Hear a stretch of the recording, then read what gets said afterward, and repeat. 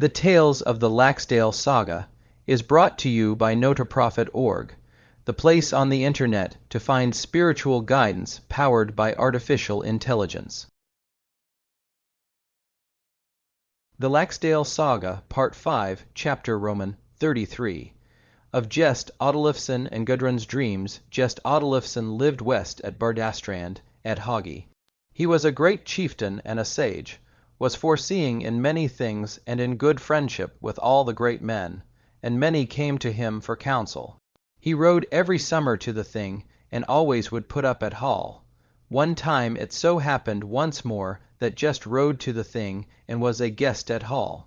He got ready to leave early in the morning, for the journey was a long one, and he meant to get to Thickshaw in the evening to Armad, his brother-in-laws, who had for wife Thorun, a sister of Gest's. Their sons were Ornolf and Halldor. Gest rode all that day from Saaby, and came to the Sailingsdale spring, and tarried there for a while. Gudrun came to the spring and greeted her relative, Gest, warmly. Gest gave her a good welcome, and they began to talk together, both being wise and of ready speech. And as the day was wearing on, Gudrun said, "I wish, cousin, you would ride home with us with all your followers, for it is the wish of my father, though he gave me the honor of bearing message, and told me to say that he would wish you to come and stay with us every time you rode to or from the west."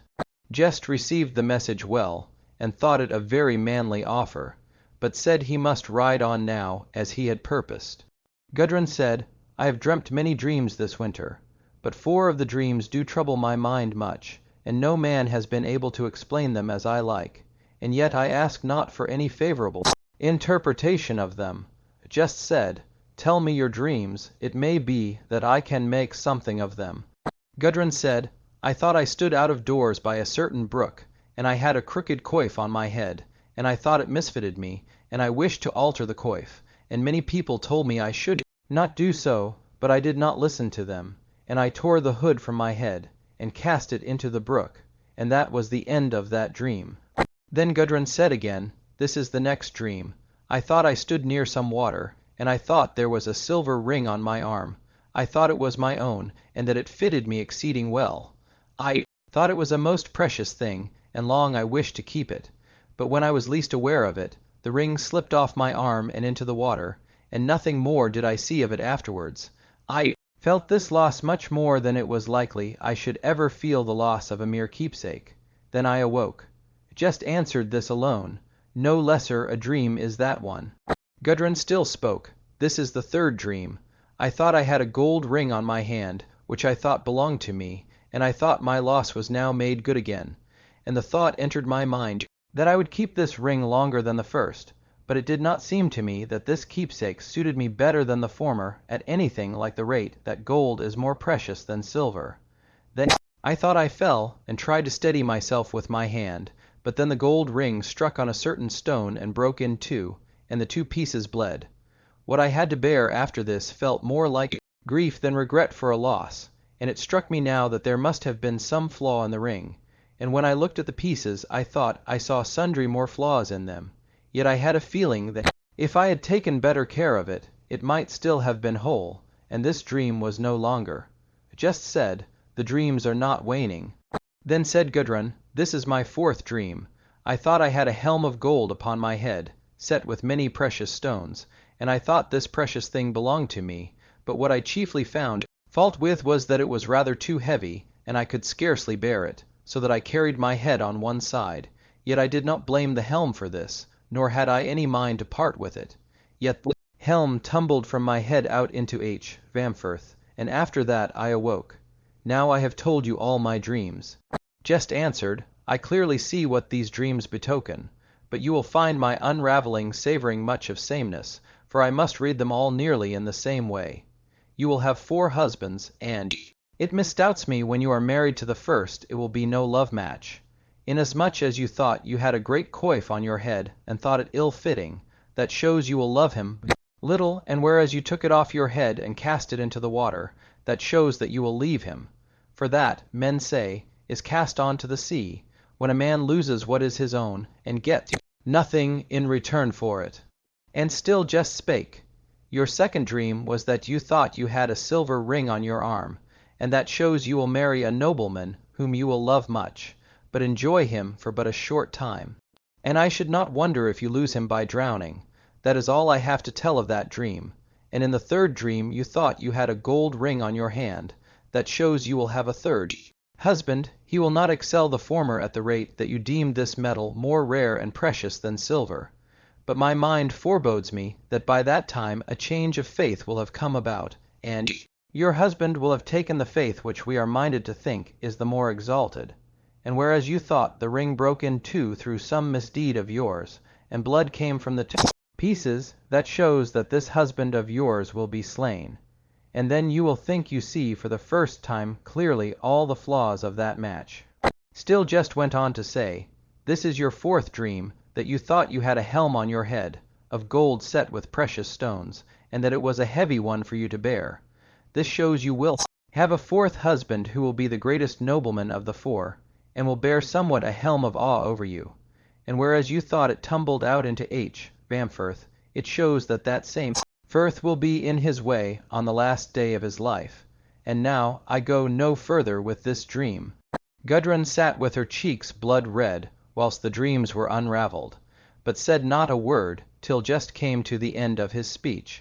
Then said Gudrun, you would have fairer prophecies in this matter if my delivery of it into your hands had warranted. Have my thanks all the same for unravelling the dreams, but it is a fearful thing to think of, if all this is to come to pass as you say. Gudrun then begged Gest would stay there the day out, and said that he and Osvif would have many wise things to say between them. He answered, I must ride on now as I have made up my mind. But bring your father my greeting, and tell him also these my words, that the day will come when there will be a shorter distance between Osvif's and my dwellings, and then we may talk at ease, if then we are allowed to converse together. Then Gudrun went home, and Gest rode away. Gest met a servant of Olaf's by the home-field fence, who invited Gest to Herdholt, at the bidding of Olaf. Gest said he would go and see Olaf during the day, but would stay the night at Thickshaw. The servant returned home, and told Olaf so. Olaf had his horse brought and rode with several men out to meet Gest. He and Gest met up at Iver. Olaf greeted him well, and asked him in with all his followers. Gest thanked him for the invitation, and said he would ride up to the homestead, and have a look, and see how he was housed, but he must stay with Armod. Gest tarried but a little while, yet he saw over the homestead, and admired it, and said, no money has been spared for this place. Olaf rode away with Gest to the Salmon River. The foster brothers had been swimming there during the day, and at this sport the sons of Olaf mostly took the lead. There were many other young men from the other houses swimming too. Kjartan and Bali leapt out of the water as the company rode down, and were nearly dressed when Olaf and Gest came up to them. Gest looked at these young men for a while, and told Olaf where Kjartan was sitting as well as Bali, and then Gest pointed his spear shaft to each one of Olaf's sons, and named by name all of them that were there. But there were many other handsome young men there, who had just left off swimming and sat on the riverbank with Kjartan and Bali. Gest said he did not discover the family features of Olaf in any of these young men.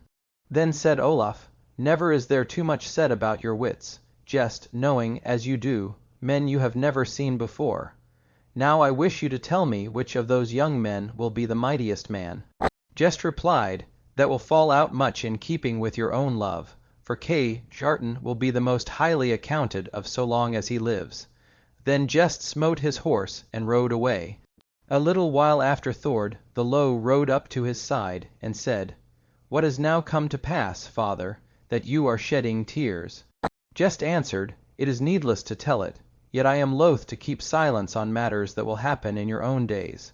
To me it will not come unawares if Bali one day should have at his feet head of Kjartan slain, and should by the deed bring about his own death, and this is an ill thing to know of such sterling men. Then they rode on to the thing, and it was an uneventful meeting. Chapter Roman 34. Gudrun's first marriage. A.D. 989. Thorvald was the name of a man, son of Halldor Garpsdale's priest. He lived at Garpsdale in Gilsfirth, a wealthy man, but not much of a hero. At the thing he wooed Gudrun Osvifsdottir when she was 15 years old. The matter was not taken up in a very adverse manner, yet Osvif said that against the match it would tell, that he and Gudrun were not of equal standing. Thorvald spoke gently, and said he was wooing a wife, not money. After that Gudrun was betrothed to Thorvald, and Osvif settled alone the marriage contract, whereby it was provided that Gudrun should alone manage their money affairs straightway when they came into one bed, and be entitled to one half thereof as her own, whether their married life were long or short. He should also buy her jewels, so that no woman of equal wealth should have better to show, yet he should retain his farm, stock unimpaired by such purchases. And now men ride home from the thing. Gudrun was not asked about it, and took it much to heart, yet things went on quietly. The wedding was at Garpsdale, in twin month, latter part of August to the latter part of September. Gudrun loved Thorvald but little, and was extravagant in buying finery. There was no jewel so costly in all the Westfirths that Gudrun did not deem it fitting that it should be hers, and rewarded Thorvald with anger if he did not buy it for her, however dear it might be. Thord Ingunson made himself very friendly with Thorvald and Gudrun, and stayed with them for long times together, and there was much talk of the love of Thord and Gudrun for each other. Once upon a time Gudrun bade Thorvald buy a gift for her, and Thorvald said she showed no moderation in her demands, and gave her a box on the ear. Then said Gudrun, "Now you have given me that which we women set great store by having to perfection a fine color in the cheeks, and thereby have also taught me how to leave off importuning you." That same evening Thord came there. Gudrun told him about the shameful mishandling, and asked him how she should repay it. Thord smiled and said, "I know a very good counsel for this. Make him a shirt with such a large neck, hole, that you may have a good excuse for separating from him, because he has a low neck like a woman." Gudrun said nothing against this, and they dropped their talk. That same spring Gudrun separated herself from Thorvald, and she went home to Lager. After that the money was divided between Gudrun and Thorvald, and she had half of all the wealth, which now was even greater than before her marriage. They had lived 2 winters together. That same spring Ingunn sold her land in Crookfirth, the estate which was afterwards called Ingunstead, and went west to Skalmness. Glum Jerison had formerly had her for wife, as has been before written. At that time Hallstein, the priest, lived at Hallsteinness, on the west side of Codfirth. He was a mighty man, but middling well off as regards friends. Chapter Roman 35. Gudrun's second marriage, A.D. 991. Kotkel was the name of a man who had only come to Iceland a short time before. Grima was the name of his wife. Their sons were Halbjorn Whetstone, Nye, and Stigandi. These people were natives of Soder. They were all wizards and the greatest of enchanters. Hallstein Godi took them in, and settled them down at Erdir in Skalmfirth, and their dwelling there was none of the best liked. That summer just went to the thing, and went in a ship to Saaby, as he was wont. He stayed as guest at Hall in Saaby. The brothers-in-law found him in horses, as was their former wont. Thord Ingunson was amongst the followers of Gest on this journey, and came to Lager in Sailingstale. Gudrun Osvifsdottir rode to the thing, and Thord Ingunson rode with her. It happened one day as they were riding over Blushaw Heath, the weather being fine, that Gudrun said, "Is it true, Thord, that your wife Aud always goes about in breeches with gores in the seat, winding swathings round her legs almost to her feet?" Thord said he had not noticed that. "Well, then, there must be but little in the tale." Said Gudrun, "If you have not found it out, but for what then is she called Breeches Aud?" Thord said, "I think she has been called so for but a short time." Gudrun answered, "What is of more moment to her is that she bear the name for a long time hereafter." After that people arrived at the thing, and no tidings befell there. Thord spent much time in Gest's booth, and always talked to Gudrun. One day Thord Ingunson asked Gudrun what the penalty was for a woman who went about always in breeches like men. Gudrun replied, "She deserves the same penalty as a man who is dressed in a shirt with so low a neck, that his naked breast be seen separation in either case." Then Thord said, "Would you advise me to proclaim my separation from Aud here at the Thing or in the country by the counsel of many men? For I have to deal with high-tempered men who will count themselves as ill treated in this affair." Gudrun answered after a while, for evening waits the idler's suit. Then Thord sprang up and went to the law rock and named to him witnesses, declared his separation from Aud, and gave as his reason that she made for herself gored breeches like a man. Aud's brothers disliked this very much, but things kept quiet. Then Thord rode away from the Thing with the sons of Osvif. When Aud heard these tidings, she said, "Good, well, that I know that I am left thus single." Then Thord rode, to divide the money, west into Soaby and 12 men with him, and it all went off easily, for Thord made no difficulties as to how the money was divided. Thord drove from the west unto Logr a great deal of live stock. After that he wooed Gudrun, and that matter was easily settled. Osvif and Gudrun said nothing against it. The wedding was to take place in the 10th week of the summer, and that was a right noble feast. Thord and Gudrun lived happily together. What alone withheld Thorkel Whelp and Nut from setting afoot a lawsuit against Thord Ingunson was, that they got no backing up to that end. The next summer the men of Hall had an out, dairy business in H. Vamdale, and Aud stayed at the dairy. The men of Logr had their out, dairy in Lambdale, which cuts westward into the mountains off Sailing Stale. Aud asked the man who looked after the sheep how often he met the shepherd from Logr. He said nearly always, as was likely, since there was only a neck of land between the two dairies. Then said Aud, "You shall meet the shepherd from Logr today, and you can tell me who there are staying at the winter, dwelling one or who at the dairy, and speak in a friendly way of Thord as it behoves you to do." The boy promised to do as she told him, and in the evening when the shepherd came home, Aud asked what tidings he brought. The shepherd answered, "I have heard tidings which you will think good, that now there is a broad bedroom, floor between the beds of Thord and Gudrun, for she is at the dairy, and he is swinging at the rear of the hall, he and Osvif being two together alone at the winter, dwelling. You have espied well," said she, "and see to have saddled 2 horses at the time when people are going to bed."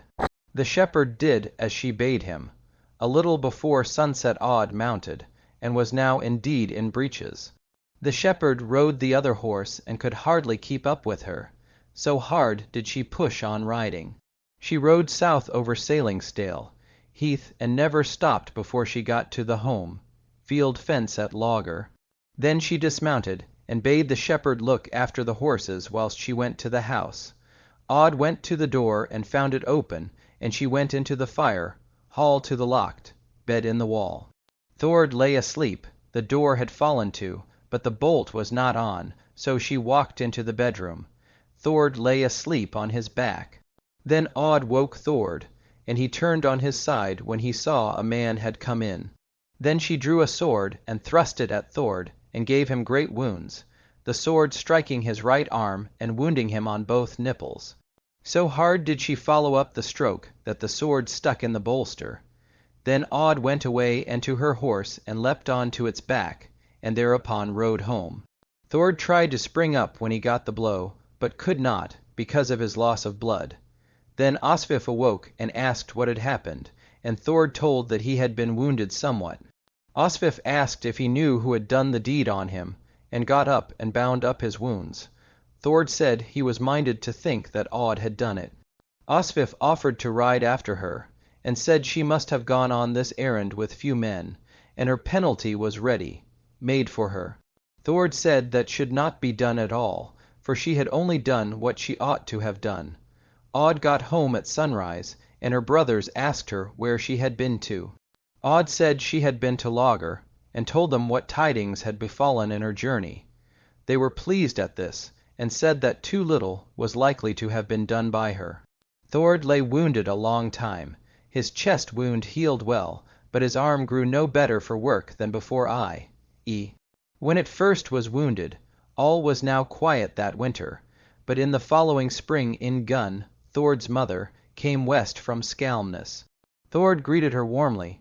She said she wished to place herself under his protection, and said that Kotkul and his wife and sons were giving her much trouble by stealing her goods, and through witchcraft, but had a strong support in Hallstein the priest.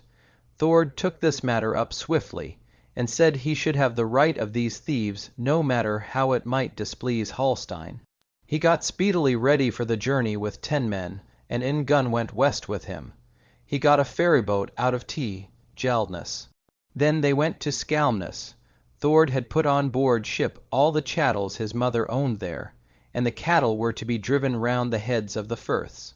There were 12 of them altogether in the boat, with Ingunn and another woman. Thord and 10 men went to Kotkul's place. The sons of Kotkul were not at home.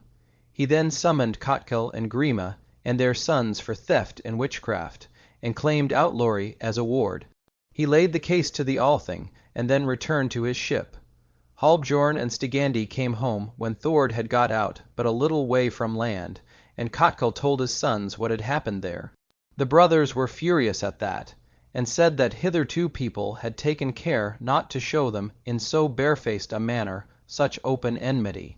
Then Kotkul had a great spell, working scaffold made, and they all went up onto it, and they sang hard-twisted songs that were enchantments. And presently a great tempest arose. Thord, Ingunn's son, and his companions continued out at sea as he was, soon knew that the storm was raised against him. Now the ship is driven west beyond Skalmness, and Thord showed great courage with seamanship. The men who were on land saw how he threw overboard all that made up the boat's lading, saving the men, and the people who were on land expected Thord would come to shore, for they had passed the place that was the rockiest, but next there arose a breaker on a rock a little way from the shore that no man had ever known to break sea before, and smote the ship so that forthwith upturned keel uppermost. There Thord and all his followers were drowned, and the ship was broken to pieces, and the keel was washed up at a place now called Keelisle.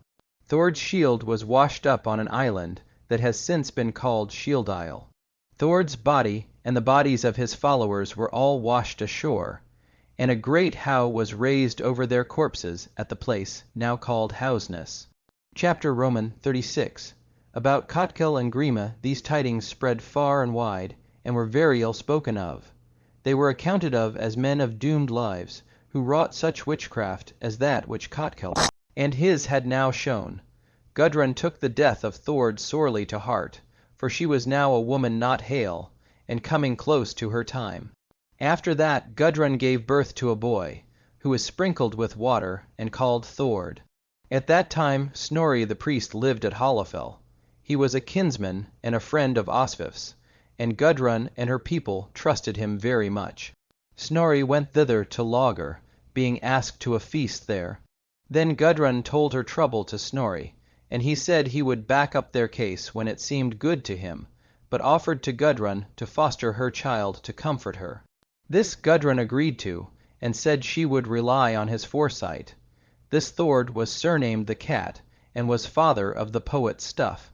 After that Gest Oddleifson went to see Hallstein, and gave him choice of 2 things, either that he should send away these wizards, or he said that he would kill them, and yet it comes too late. Hallstein made his choice at once, and bade them rather be off, and put up nowhere west of Daleheath, adding that it was more justly they ought to be slain. After that Kotkul and his went away with no other goods than 4 stud horses. The stallion was black. He was both great and fair and very strong, and tried in horse fighting. Nothing is told of their journey till they came to Cumbness, to Thorlake, Hoskald's son. He asked to buy the horses from them, for he said that they were exceeding fine beasts. Kotkul replied, "I'll give you the choice. Take you the horses, and give me some place to dwell in here in your neighborhood." Thorlake said, "Will the horses not be rather dear, then? For I have heard tell you are thought rather guilty in this countryside." Kotkul answers, "In this you are hinting at the men of Lager." Thorlake said that was true. Then Kotkul said, "Matters point quite another way, as concerning our guilt towards Gudrun and her brothers, than you have been told. People have overwhelmed us with slander for no cause at all. Take the horses, nor let these matters stand in the way. Such tales alone are told of you, moreover, as would show that we shall not be easily tripped up by the folk of this countryside, if we have your help to fall back upon. Thorlake now changed his mind in this matter, for the horses seemed fair to him, and Kotkul pleaded his case cunningly. So Thorlake took the horses, and gave them a dwelling at Ladlestead in salmon, river, dale, and stocked them with farming beasts. This the men of Logger heard, and the sons of Osvif wished to fall forthwith on Kotkul and his sons. But Osvif said, Let us take now the counsel of priest Snorri, and leave this business to others, for short time will pass before the neighbours of Kotkul will have brand new cases against him and his, and Thorlake, as is most fitting, will abide the greatest hurt from them. In a short, while many will become his enemies from whom heretofore he has only had good will. But I shall not stop you from doing whatever hurt you please to Kotkul and his, if other men do not come forward to drive them out of the countryside, or to take their lives, by the time that 3 winters have worn away. Gudrun and her brothers said it should be as he said. Kotkul and his did not do much in working for their livelihood, but that winter they were in no need to buy hay or food. But an unbefriended neighborhood was theirs, though men did not see their way to disturbing their dwelling because of Thorlake. Chapter Roman 37, about 8, Shrut and Eidgrim, A.D. 995, one summer at the Thing, as Thorlake was sitting in his booth. A very big man walked into the booth. He greeted Thorlake, who took well the greeting of this man, and asked his name, and whence he was. He said he was called Eidgrim, and lived in Bergfirth at a place called Eidgrimstead, but that abode lies in the valley which cuts westward into the mountains between Mull and Pigtongue, and is now called Grimsdale. Thorlake said, I have heard you spoken of as being no small man. Eidgrim said, My errand here is that I want to buy from you the stud, horses, those valuable ones that Kotkul gave you last summer. Thorlake answered, The horses are not for sale. Eidgrim said, I will offer you equally many stud, horses for them, and some other things thrown in, and many would say that I offer you twice as much as the horses are worth. Thorlake said, I am no haggler, but these horses you will never have, not even though you offer 3 times their worth. Eidgrim said, I take it to be no lie that you are proud and self-willed, and I should, indeed, like to see you getting a somewhat less handsome price for them than I have now offered you, and that you should have to let the horses go none the less. Thorlake got angered at these words, and said, You need, Eidgrim, to come to closer quarters, if you mean to frighten the horses out of me. Eidgrim said, You think it unlikely that you will be beaten by me, but this summer I shall go and see the horses, and we will see which of us will own them after that. Thorlake said, Do as you like, but bring up no odds against me. Then they dropped their talk. The man who heard this said that for this sort of dealing together here were 2 just fitting matches for each other. After that people went home from the Thing, and nothing happened to tell tidings of. It happened one morning early that a man looked out at Hrutstead at Gudmund 8, Shrut's, Herjolf's sons, and when he came in 8, Shrut asked what news he brought. He said he had no other tidings to tell save that he saw a man riding from beyond Vadler towards where Thorlake's horses were, and that the man got off his horse and took the horses. Shrut asked where the horses were then, and the house carle replied, Oh, they have stuck well to their pasture, for they stood as usual in your meadows down below the fence wall. Shrut replied, Verily, Thorlake, my kinsman, is not particular as to where he grazes his beasts, and I still think it more likely that it is not by his order that the horses are driven away. Then Shrut sprang up in his shirt and linen breeches, and cast over him a grey cloak, and took in his hand his gold inlaid halberd that King Harold had given him. He went out quickly, and saw where a man was riding after horses down below the wall. Shrut went to meet him, and saw that it was Eidgrim driving the horses. Shrut greeted him, and Eidgrim returned his greeting, but rather slowly. Shrut asked him why he was driving the horses. Eidgrim replied, I will not hide it from you, though I know what kinship there is between you and Thorlake. But I tell you I have come after these horses, meaning that he shall never have them again. I have also kept what I promised him at the thing, that I have not gone after the horses with any great company. Eichrecht said, That is no deed of fame to you to take away the horses while Thorlake lies in his bed and sleeps. You would keep best what you agreed upon if you go and meet himself before you drive the horses out of the countryside. Eidgrim said, Go and warn Thorlake if you wish, for you may see I have prepared myself in such a manner as that I should like it well if we were to meet together, I and Thorlake. And therewith he brandished the barbed spear he had in his hand. He had also a helmet on his head, and a sword girded on his side, and a shield on his flank, and had on a chain coat. Eichrecht said, I think I must seek for something else than to go to Comenius, for I am heavy of foot. But I mean not to allow Thorlake to be robbed if I have means thereto, no matter how little love there may go with our kinship. Eidgrim said, And do you mean to take the horses away from me? Eichrecht said, I will give you other stud horses if you will let these alone, though they may not be quite so good as these are. Eidgrim said, You speak most kindly, Eichrecht, but since I have got hold of Thorlake's horses, you will not pluck them out of my hands either by bribes or threats. Eichrecht replied, Then I think you are making for both of us the choice that answers the worst. Eidgrim now wanted to part, and gave the whip to his horse, and when Eichrecht saw that, he raised up his halberd and struck Eidgrim through the back between the shoulders, so that the coat of mail was torn and the halberd flew out through the chest, and Eidgrim fell dead off his horse, as was only natural. After that Eichrecht covered up his body at the place called Eidgrim's, holt south of Comenius. Then Eichrecht rode over to Comenius and told Thorlake the tidings. Thorlake burst into a rage, and thought a great shame had been done him by this deed, while Eichrecht thought he had shown him great friendship thereby. Thorlake said that not only had he done this for an evil purpose, but that, moreover, no good would come in return for it. Eichrecht said that Thorlake must do what pleased him, and so they parted in no loving kindness. Eichrecht was 80 years old when he killed Eidgrim, and he was considered by that deed to have added much to his fame.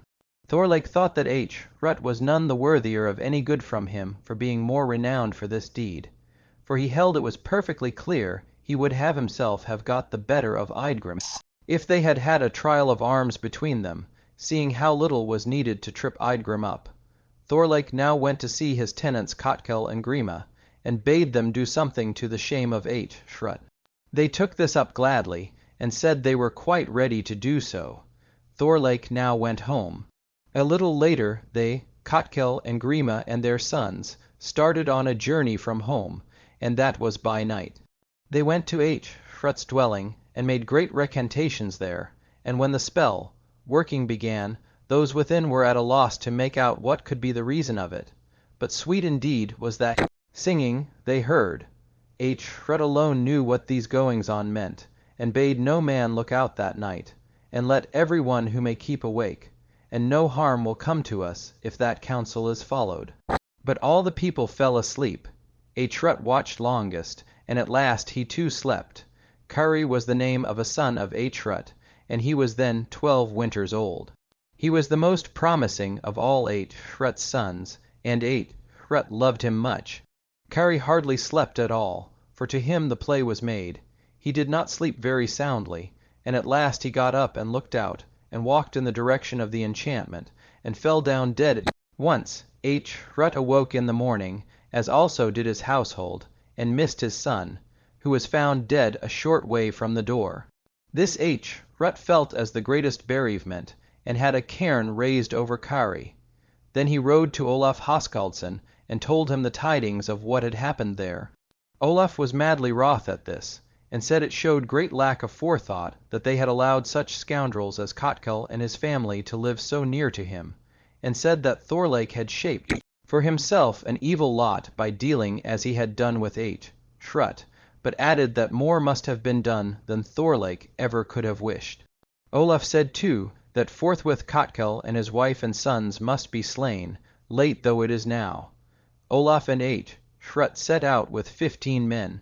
But when Kotkel and his family saw the company of men riding up to their dwelling, they took to their heels up to the mountain. Their Halbjorn Whetstow nigh was caught, and a bag was drawn over his head.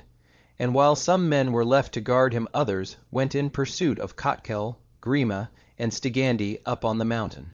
Kotkel and Grima were laid hands on the neck of land between Hochdale and Salmon, river, dale, and were stoned to death, and a heap of stones thrown up over them, and the remains are still to be seen. Being called Scratty, beacon, Stigandi took to his heels south over the neck towards Hochdale, and there got out of their sight. Shrut and his sons went down to the sea with Halbjorn, and put out a boat, and rowed out from land with him. And they took the bag off his head, and tied a stone round his neck. Halbjorn set gloating glances on the land, and the manner of his look was nowise of the goodliest. Then Halbjorn said, It was no day of bliss when we, kinsfolk, came to this Comenus and met with Thorlake, and this spell I utter. Says he, that Thorlake shall from henceforth have but few happy days, and that all who fill his place have a troublous life there. And this spell, men deem, has taken great effect. After that they drowned him, and rowed back to land. A little while afterwards Shrut went to find Olaf his kinsman, and told him that he would not leave matters with Thorlake as they stood, and bade him furnish him with men to go and make a house raid on Thorlake. Olaf replied, It is not right that you two kinsmen should be laying hands on each other. On Thorlake's behalf this has turned out a matter of most evil luck. I would sooner try and bring about peace between you, and you have often waited well and long for your good turn. Shrut said, It is no good casting about for this. The sores between us two will never heal up, and I should like that from henceforth we should not both live in Salmon, river, dale. Olaf replied, It will not be easy for you to go further against Thorlake than I am willing to allow. But if you do it, it is not unlikely that dale and hill will meet. 1 Shrut thought he now saw things stuck hard and fast before him, so he went home mightily ill-pleased, but all was quiet, or was called so. And for that year men kept quiet at home,